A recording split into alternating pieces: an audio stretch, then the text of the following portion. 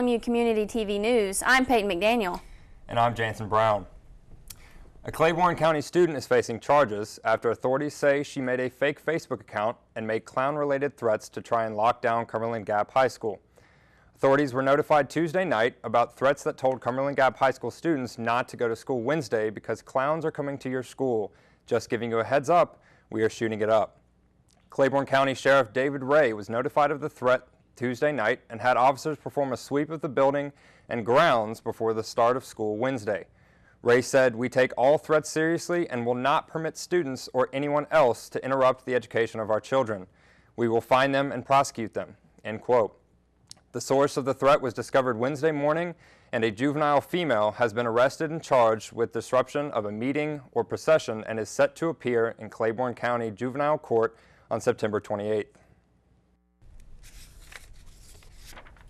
The chore of balancing the Claiborne County budget came to a head last week when the Budget Committee met and presented measures to meet the state-enforced deadline for a balanced budget. The Budget Committee proposals will be presented to the full Claiborne Commission on September 26th, and if approved, will be presented to the state by September 30th. In order to balance the 2016-17 budget, the committee has proposed a 27-cent per thousand increase in property taxes, cuts in commission salaries, and budget cuts for all departments. The only county department to escape the budget acts will be the road department. The cuts call for salary cuts of $50 per month for each county commissioner, along with slashing $150,000 from the county jail budget and slicing $50,000 from the budgets of the various county departments. The budget shortfall is the result of the decertification of the county jail after a county-wide referendum for jail expansion was defeated in the August election. Claiborne County will lose over $1.7 million in the revenue due to the jail decertification. Prisoners from the state and neighboring counties can no longer be housed by Claiborne County, resulting in the budget deficit. The full commission will vote on the new fiscal budget during a special session on September 26th. Congressman J Duncan Jr. introduced legislation in the House of Representatives this week that would encourage every state to require automated external defibrillators, known as AEDs, in all schools, including K through 12 and colleges and universities. Currently, Tennessee and 16 other states have enacted laws that require AEDs in all schools and academic settings. In 1998, Duncan sponsored the Aviation Medical Assistance Act that was signed into law requiring all passenger airplanes to have defibrillators in their medical kits. The law also requires that all flight crews receive training on the use of these devices. If Congress can agree that travelers in the air should be protected, I hope my colleagues can agree that students at schools in our communities should be as well through access to AEDs, said Duncan in a press release. The Tennessee state legislature passed the Tanner Lee Jamison Act in 2015, requiring all schools in the state to have AEDs. The act is named for Tanner Lee Jamison, who experienced a fatal cardiac arrest while playing basketball at Eagleton Middle School in Maryville in 2009. Lincoln Memorial University currently has 27 AEDs units in its buildings on the main campus and satellite sites.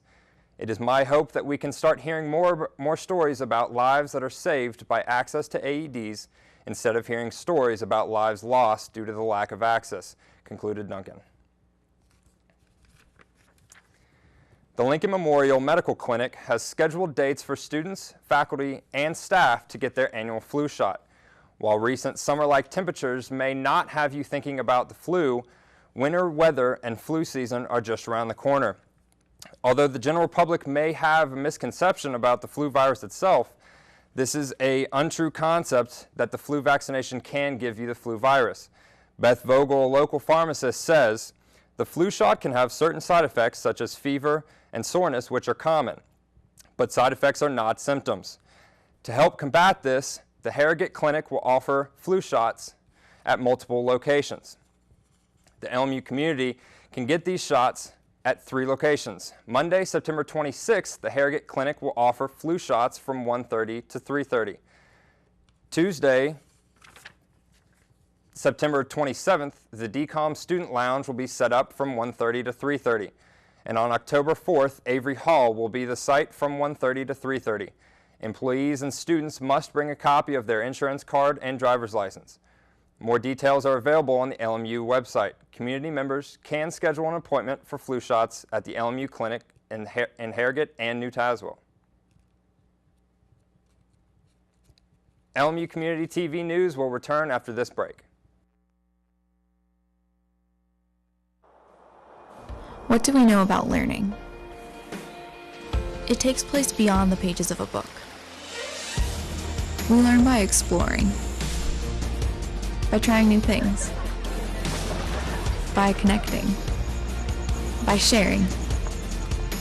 We learn by taking chances and dreaming big. At Lincoln Memorial University, learning is beyond the books. It's everywhere.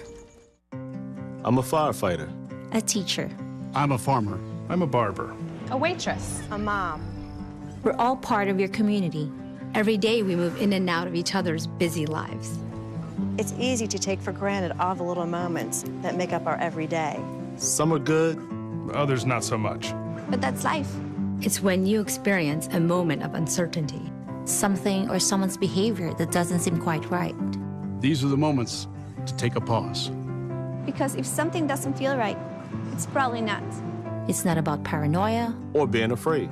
It's about standing up and protecting our communities. One detail at a time. because a lot of little details can become a pattern. We trust our instincts. Just like you should.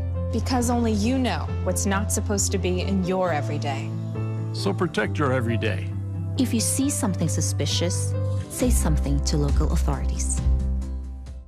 Come on, it's not that hard. My big man fingers are having a problem with these little tiny buttons. Whoa, watch it there. Your blood pressure's gonna go through the roof. Tell me about it. I'm trying to learn how to get it down. Instead, it keeps going up. High blood pressure can increase the risk for heart attack or stroke. Learn how to keep yours at a healthy range. Ever hear a voice command? Just say text barbershop to 97779. That's not what I said. Just give me that. Now my blood pressure's up. College students have many options available for study programs during summer breaks. Some work, others choose summer school, and some take advantage of the many summer abroad programs available. Cheyenne Gilliam, a sophomore veterinarian health science major, spent part of her summer at the Animal Rescue Kingdom and Elephant Nature Park in northern Thailand. Gilliam, who calls Mount Vernon, Kentucky, home, spent a week working with veterinarians treating rescue dogs, and her second week at the Elephant Nature Park working with rescued elephants. Spent the summer in Thailand working at a shelter and an elephant sanctuary. Yes, I went to Chiang Mai, Thailand and spent a week at Elephant Nature Park and then a week at Ark Animal Rescue. What were you doing at these rescue and nature parks? At the rescues, they take in obviously the strays and dogs that need rescued, so we did a lot of vet work on them, ran a lot of blood work. I helped with a surgery. I was part of an anesthesia team, so we did that monitoring. At the Elephant Nature Park, we took care of the animals. We bathed elephants, we fed them, we did vet work on them. They're all injured or old, so they had a lot of problems, so we did that. How did you find out about this program and what led you to going to Thailand for the summer? Actually, I found about it on Facebook, and one of my friends was telling me about it, so I was like, oh, I'll look into it some more, and I loved it. I found that Loop Abroad was a program that traveled there, and it was really great. Did you have to raise funding for this, or did you have to pay for it yourself? I did some fundraising, and then most of it I paid for basically out of pocket. I breed dogs, so one of my litters paid for my trip almost. What was it like working with elephants? They say that they're gentle giants. Is that true? They're the smartest, sweetest creatures I have ever met. They remember things. So like after a week they remembered me and they would come up to me and like rub their trunks on me, and like every day they have a bath. So every day, like 10 minutes before the time, they'd start walking without anyone telling them to. It just blows my mind how beautiful and amazing they are. When you went on this journey, did it fulfill your expectations, or were you overwhelmed or underwhelmed? I was very nervous. I had never been on a plane by myself. I had never left the country. I actually flew to New York and met up with 9 other girls from all over the U.S. I had never met them, and we just started exploring New York, and so that calmed me a little bit because I got to know them. But I'd never been to another country. I didn't know what to expect, and it blew my mind. It's a beautiful, beautiful country, and all the people are the nicest. And so I definitely want to do it again. It made me want to go back. How did you find out about this program in Thailand, and what is the official name of the program? The official program that I traveled with was Loop Abroad, and they don't just go to Thailand. So like this summer they're also offering programs to South Africa and England, and they do lots of vet programs. I found out about them on Facebook, and then my friend also told me about it the exact same day. And so I started researching them, and I found out that they looked like a very good match for me. So you worked in an animals shelter and at a sanctuary. What was that like, and what exactly were you doing there? Yes, for a week I worked at Elephant Nature Park, and then for another week I stayed at the Ark Animal Rescue. And at the rescue we did basic vet work on like the rescue animals and the strays. We ran a lot of blood work, we did a lot of spays and neuters, so I actually got to assist in some surgeries and be on the anesthesia team monitoring the animals. And then at the Elephant Nature Park, all of the elephants are old or injured, that's why they're rescued. And so we did a lot of vet work on them, a lot of abscesses, a lot of cleaning landmine wounds, and we fed them, bathed them, took care of them, just everything. They call elephants gentle giants. What was it like working with them? They are so sweet, and they're so gentle, and they're so smart. So they have baths every day, like at a certain time, and about 10 minutes before, without anyone telling them, they'll start heading that way. Or by the end of the week, I worked with the same elephant. She would come up to me and like rub her trunk on me, and they're just the sweetest creatures. Would you do this again? Yes, I am hopefully going to South Africa next summer. I loved traveling. I loved working with the new animals. The trip was organized through a Boston-based organization called Loop Abroad. Loop Abroad has programs for students and young adults 14 to 30. If you are interested in more information, contact Loop Abroad at www.loopabroad.com. After a Facebook post made on Monday afternoon, LMU students and Claiborne County locals banded together to help one of their own. As of Monday afternoon, the Gap Tap, a bar located in the Cumberland Gap, was going to close this week. The owner, Chris Anderson, posted on the bar's official Facebook page that the bar wasn't able to make enough money to stay open. Following the announcement, a GoFundMe page to support the bar staying open was created. Since being created, the page has raised $1,400. Anderson has expressed his gratitude for all the support and says that staying open would not be possible without all of my wife's support, her starting the GoFundMe page, and all those that have donated to the page. In today's health tip, Dr. Melissa Day discusses oral hygiene.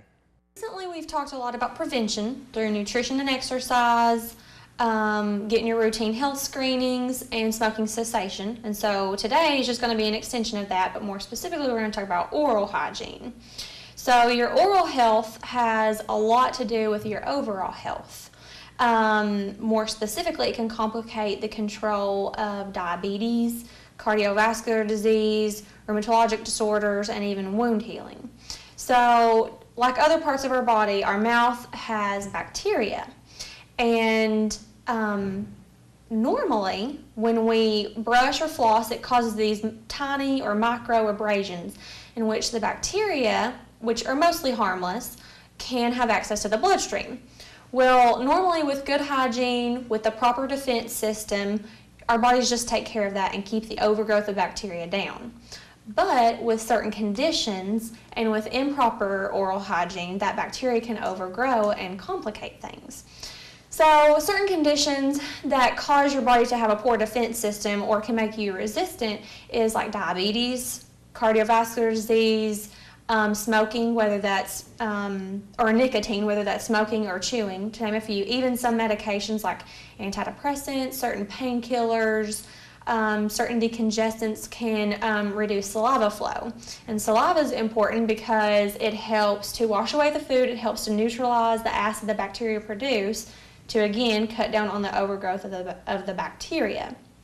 So with that being said, make sure you take care of your mouth. Brush your teeth twice a day, floss, do mouth rinses once or twice a day. Strive for a low sugary diet, so decreasing your amount of intake of like sugary drinks, sugared snacks, getting more water, getting more fruits and vegetables, and then most importantly, make sure you're seeing your local dentist for a cleaning routinely. Coming up after the break, Brandon Burke will be here with your LMU Community TV Sports.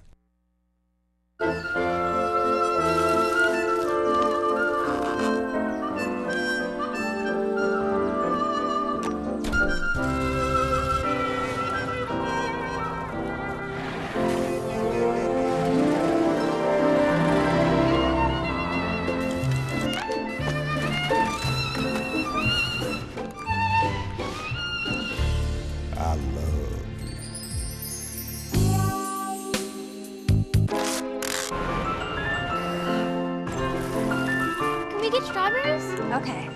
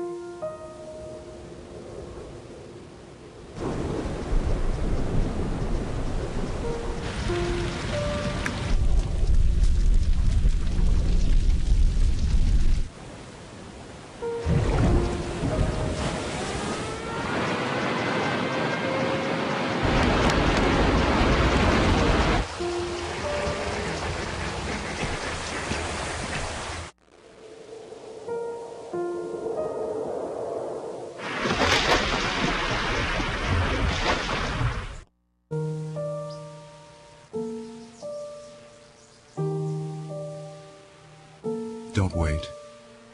Communicate. Make your emergency plan today. Welcome back. The Lady Rail Splitter volleyball team has been on fire in recent weeks, and on Tuesday night, LMU's winning ways continued. Lincoln Memorial would defeat the Lions of Mars Hill University at home 3-1 to extend their winning streak to 8 games and remain undefeated in South Atlantic Conference play. The Lady Rail Splitters were dominant in the first, second, and fourth sets and recorded 64 kills on the evening, with 4 players racking up at least 9 kills for LMU. Lincoln Memorial would win the first 2 sets in impressive fashion, 25-13 and 25-10, before a late rally in the third set caused Mars Hill to cut into the gap 27-25. However, in the fourth and final set, the Lady Rail Splitters put the Lions away convincingly, 25-12. After coming up on the losing end in the season opener against Shorter University, LMU now boasts an 8-1 record overall and a 5-0 record in conference play. This Friday, September 23rd, the Lady Rail Splitters will travel to Wingate, North Carolina to take on the undefeated Bulldogs in a huge early season SAC matchup. After riding a 4-game winning streak, the LMU men's soccer team has now lost 2 consecutive matchups. As on Wednesday, the Rail Splitters fell at home to the Tusculum Pioneers 2-0. Yesterday's matchup was the first time in the 2016 season that LMU had been shut out in 7 games, and the Pioneers scored 1 goal apiece in each half, despite being outshot by the Rail Splitters 20-14. Lincoln Memorial now falls to a 4-3 record with a 1-2 mark in conference play. The Rail Splitters will attempt to retaliate from back-to-back losses this coming Saturday, September 24th, when the Bears of Lenoir-Rhyne University come into the LMU soccer complex, scheduled for a 3:30 first touch immediately following the Lady Rail Splitters' home contest earlier in the afternoon. LMU Sports Network will have coverage of the contest on 91.3 FM WLMU. Also on Wednesday afternoon, the LMU women's soccer team was in action against Tusculum. The Lady Rail Splitters would face a similar fate that the men's soccer squad would endure later in the afternoon as Lincoln Memorial fell in defeat 2-0. Almost identical to the men's contest against the Pioneers, the only 2 goals in the matchup came in the first and second halves, respectively. The offensive struggles for Lincoln Memorial continued in the loss, as LMU has now been held scoreless in 3 outings this season and has never scored more than 1 goal in any of the 6 contests thus far in the year. After scoring just 3 goals through the first 6 games, the Lady Rail Splitters have fallen to a 1-5 record and a 1-2 record in SAC matchups. LMU will return to play on Saturday against Lenore-Rhine from the LMU Soccer Complex, with first touch scheduled for 1:00 p.m. LMU Sports Network's pregame coverage will begin at approximately 12:50 p.m. on 91.3 FM WLMU. Well, the high school football season is in full swing, and here is a look at all of the regional matchups this Friday.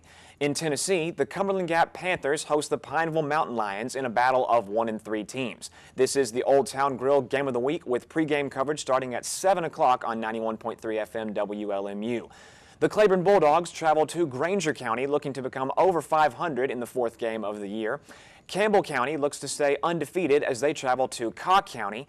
Union County looks to end a big losing streak and pick up their first W of the season when they host Scott County. And Hancock County battles Cosby, looking for their 2nd win in 2016.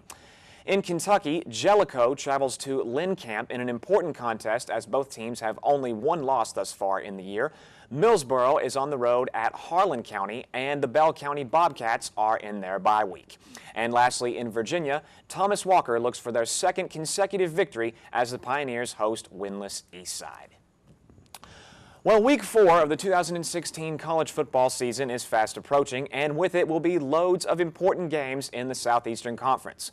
One of the biggest battles on the radar this Saturday will be the always anticipated matchup between the Tennessee Volunteers and the Florida Gators. This heated rivalry holds major stakes as ESPN's College Game Day will be in Knoxville for the first time since 2012, when the Volunteers fell to the Gators 37-20. A checkerboard crowd will be on hand in Neyland Stadium for the top 25 showdown between 2 of the top teams in the SEC East. Florida has defeated Tennessee 11 consecutive seasons, and the winner of this primetime heavyweight battle will be in prime position to lead the division and head to Atlanta for the SEC championship game at the end of the regular season.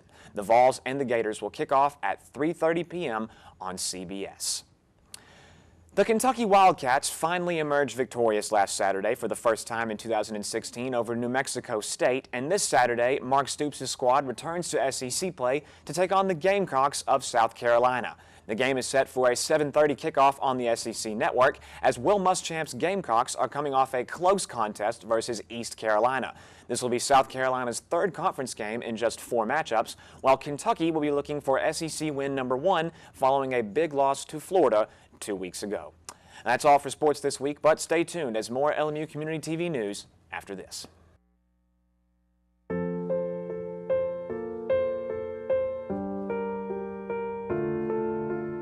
This is why you get by on 4 hours sleep.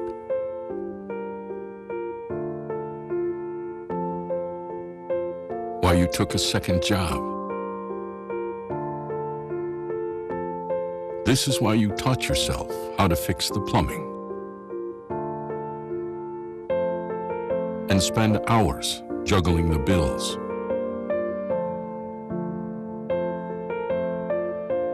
This is why you'll do whatever it takes to keep your home. And that is why we want to help. We are making home affordable, a free government resource that can make paying the mortgage easier. Now more options are available. Call 888-995-HOPE to talk one-on-one with a housing expert today. I rescued Toast from a shelter in 2011. I love Toast because she's a lazy diva. Toast does whatever she wants, obviously. She's sleeping right now. She's an epic snuggler. She's so comforting. She's so loving. Toast makes me laugh. When I walked into the shelter, I knew right then that she was special.